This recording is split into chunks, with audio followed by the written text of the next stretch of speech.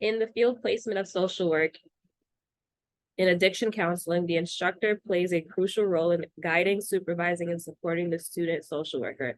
This role is instrumental in ensuring that the student gains the necessary skills, knowledge, and experience to become an effective addiction counselor. Here are some key responsibilities of the instructor. Supervision. The instructor is responsible for providing regular supervision to the student social worker. This involves viewing the cases the student is working on, offering feedback, and ensuring that the student is adhering to ethical and professional standards. Teaching and training. Instructors provide structured training, and education to the student social worker. This may include formal classroom instruction, workshops, or informal discussions to help the student understand the theories and techniques relevant to addiction counseling. Setting learning objectives. Instructors work with the student to set clear learning objectives for the placement. These objectives are specific, measurable, and aligned with the student's educational and career goals. Modeling professional behavior.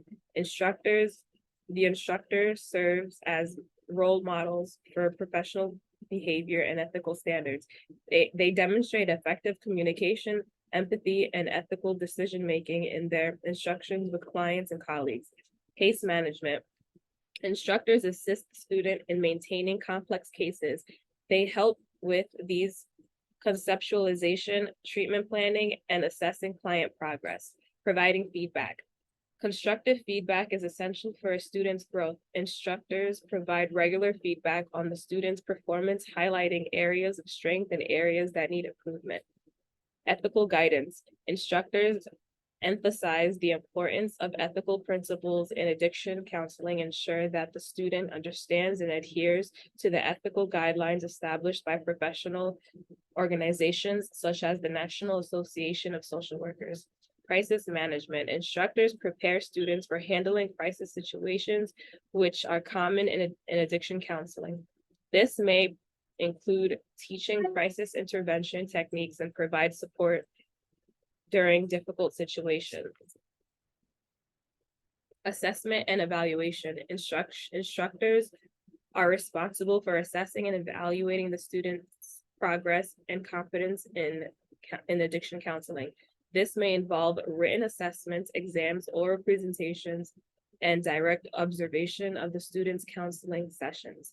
Overall, the instructor's role in the field placement of social work and addiction counseling is multifaceted, involving teaching, monitoring, supervising, and assessing the student to ensure they are well prepared for a career in the specialized field. Substance abuse agency conflict resolution policy. Purpose and scope. The Substance Abuse Agency is committed to maintaining a work environment that is free from conflicts and conducive to the well-being of clients and staff. This policy outlines the procedures for addressing and resolving conflicts that may arise within the agency. Confidentiality. All parties involved in the conflict resolution process are expected to maintain strict confidentiality throughout the proceedings. This includes not discussing the details of conflict with individuals not directly involved. Reporting mechanisms. Reporting. Any staff member or a client who becomes aware of a conflict is encouraged to report it promptly. Conflicts can be reported to the immediate supervisor, the Human Resources Department, or the clinical director. Documentation. When reporting a conflict, detailed information should be provided, including the name of individuals involved, dates, times, locations, and description of the conflict. Mediation and resolution processes. Assessment. Upon receiving a conflict report, the agency will conduct an initial assessment to understand the nature and severity of the conflict. Mediation. If it is deemed necessary, the agency will assign a trained mediator to facilitate a resolution process. Mediation sessions may involve all parties with the goal of identifying solutions and reaching a mutually acceptable resolution. Resolution timeline. A timeline would be established for the resolution process and every effort will be made to resolve conflict in a timely manner. Alternative options. If mediation is unsuccessful, alternative options such as individual counseling or grievance procedures may be offered to the parties involved. Supportive resources. The agency provides supportive resources such as access to counseling services, employee assistance programs, and external mediators to assist in the conflict resolution process. Rights and responsibilities. All parties involved in a conflict have the right to be heard and respected. They are also responsible for engaging in the conflict resolution process in a respectful and professional manner. Training and education. The agency is committed to providing conflict resolution training and education to staff to equip them with the necessary skills to effectively manage and resolve conflicts. Escalation. If conflicts cannot be resolved at the agency level, parties may seek assistance from relevant licensing bodies or agency authorities as a last resort. Social work disposition number 9, social workers' ethical responsibilities to practice is an essential guideline that emphasizes the essential responsibilities of social workers in their professional practice.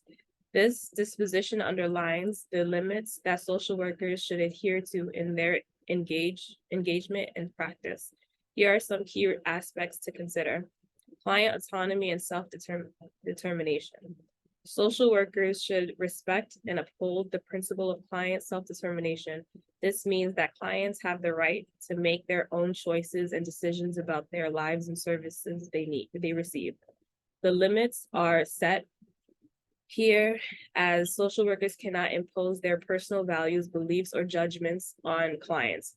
They should not force or unduly influence clients to make decisions that do not align with the client's values or preferences.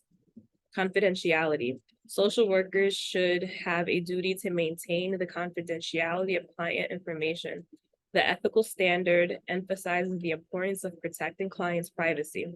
The limits come into play when the social workers are required by law or agency policies to disclose confidential information such as cases of harm to self or others, child abuse, or court orders, boundaries and dual relationships. Social workers must establish and maintain appropriate professional boundaries with their clients. Dual relationships where social workers have multiple roles with clients should be avoided when possible. The limit is that social workers should not exploit their professional relationship with clients for personal, financial, or other gain. Informed consent. Social workers should obtain information such consent from clients before initiating any assessment, treatment, or other professional activities. The limit is that social workers should not proceed without the client's voluntary and informed consent. If a client cannot provide informed consent, alternative safeguards should be put in place to protect the client's interests. In the field of social work, self-care is essential to manage the potential stressors and challenges that may arise. Here are some potential stressors, coping strategies, and spiritually based practices that social workers can use for self-care. Potential stressors in social work.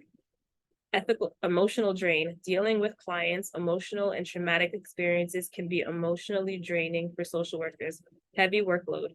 Heavy caseloads, administrative tasks, and paperwork can be overwhelming. Client difficulties. Working with clients who may have complex issues, resistance to change, or challenging behaviors can be stressful. Ethical dilemmas.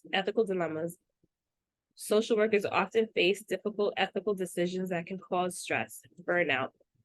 The risk of burnout due to demanding nature of the work is a significant stressor. Coping strategies for self-care. Supervision and support. Regular supervision with a mentor or colleague can provide a safe space to discuss challenging cases and seek guidance. Setting boundaries. establishing clear professional boundaries to prevent overextending yourself and maintaining work-life balance. Regular breaks. Schedule short breaks during the day to recharge and avoid burnout. Self-care activities. Engage in self-care activities such as exercise, mindfulness, or hobbies to relieve stress. Reflective practice. Regularly reflect on your experiences and emotions through journaling or meditation to process your feelings and experiences. Peer support. Connect with peers who understand the unique challenges of social work and provide a support system. Spiritually based practices for self-care. Meditation and prayer. Engage in meditation or prayer to find inner peace, strength, and guidance. These practices can help manage stress and promote emotional well-being. Mindfulness. Incorporate mindfulness practices into your daily routine to stay present, reduce anxiety, and maintain focus. Yoga. Yoga can be a spiritual and physical practice that promotes relaxation, flexibility, and stress reduction. Connecting with nature. Spending time in nature can be a spiritual experience that helps rejuvenate the soul and reduce stress. Community involvement. Engage in spiritual or community-based activities that align with your beliefs, such as volunteering or participating in group rituals. Seeking guidance. Consulting with a spiritual leader or counselor if you need support, advice, and guidance in times of stress or uncertainty. Cultivating resilience. Draw on your spirituality to cultivate resilience, faith, and a sense of purpose in your work as a social worker. It's important to note that spirituality-based practices vary widely based on an individual's beliefs and values. Social workers should choose practices that align with their own spiritual or religious beliefs, as well as respect the diverse beliefs and backgrounds of their clients. Self-care is a personalized journey, and finding the right combination of coping strategies, include spiritually based practices, can be essential to maintaining emotional well-being in the challenging field of social work.